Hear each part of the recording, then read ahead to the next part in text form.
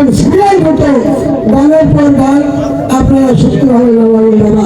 আর আপনাদের গাওয়া পাওয়ার থাকবে ভাঙনের শেষ 28-29 তারিখে আনন্দ হবে। আমি তো একজন বাসে আছি, প্রত্যেক বছর দুটো অনুষ্ঠান হবে। যেটুকু ছেড়ে আমি যেটুকু করি আমার দুটো আমি কিছু রাখিনি। এখানে শুধু ঘর তোলা সব মাংস দেয় মাংস খাই বাবা। এইগুলো আপনার নিজের মিলে আপনারা প্রতিষ্ঠানটা পরিচালনা করেন। আমি তো মাঝে সঙ্গে রপ্পা করে দিচ্ছি আমার মিলে তৈরি করে আমার 4টা ছেলে তো ভাবে সাইডটা দিয়ে সাইড উল্লিখে দলিল করে দিচ্ছে আপনারা নিজ মিলে এই জিনিসটা পরিচালনা করেন। বছরে দুটো অনুষ্ঠান হবে, আমি আমারও যেন করতে পারি 3 বছর। এইগুলো আমার বক্তব্য শেষ করলাম। ওটা বাংলাদেশ ধন্যবাদ। আসসালামু আলাইকুম সুপ্রিয় দর্শক মণ্ডলী, এতক্ষণ আপনারা তাসির সাধু ভাইয়ের বক্তব্য শুনলেন। আজকে আমি আপনাদেরকে তাসির সাধু ভাইয়ের আস্তানা পুরোটা ঘুরিয়ে দেখাবো। তিনি আমাকে ঘুরিয়ে ঘুরিয়ে দেখাচ্ছে। এটা মূলত তার মায়ের কবর। আর এখন যে ঘরটি দেখতে পাচ্ছেন এটি হলো তার আসন। তিনি এখানে বসে ধ্যান করেন আর কি যেন করেন তিনি ভালো জানেন একমাত্র।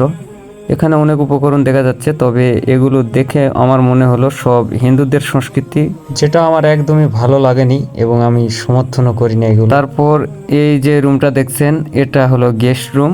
এখানে অনেকেই রয়েছে, একটা মহিলাকেও দেখা যাচ্ছে। সবাই বসে রেস্ট করতেছেন। আর ইনি হলেন তাসির সাধু বাবা, তিনি আমাকে ঘুরিয়ে ঘুরিয়ে দেখাচ্ছেন। আর এখানে আজকে অনুষ্ঠানের মিক্সারম্যান বসে আছে, তারা ইকুমিকু বক্সের সাউন্ড বাড়ায় দিচ্ছেন। আর এটাই হলো মূল আসর, যেখানে শিল্পীবৃন্দ বসে রয়েছে এবং শ্রোতা মণ্ডলীও রয়েছেন। অনেক অনেক ভক্ত আশেকান এবং দর্শক মণ্ডলী গান শোনার জন্য এসেছেন। এখানে আমাদের কিছু ছেলেপেলে বিনোদন নেওয়ার জন্য আসছেন। সারাদিন ব্যাপী আলো লাগানোর পর একটু ক্লান্তি দূর করতে মূলত এখানে এসেছেন তারা। আর এটা আর একটা রুম, এই রুমে অনেকে দেখি হাসি ঠাট্টা করতেছে, মহিলাও দেখতেছি। এখানে মনে হয় 2জন শিল্পী রয়েছেন। আবার চলে আসলাম আসরে, এটাই হলো মূল আসর। এখানেই গান টান শুরু হয়ে যাবে, অলরেডি শুরু হয়ে গেছে।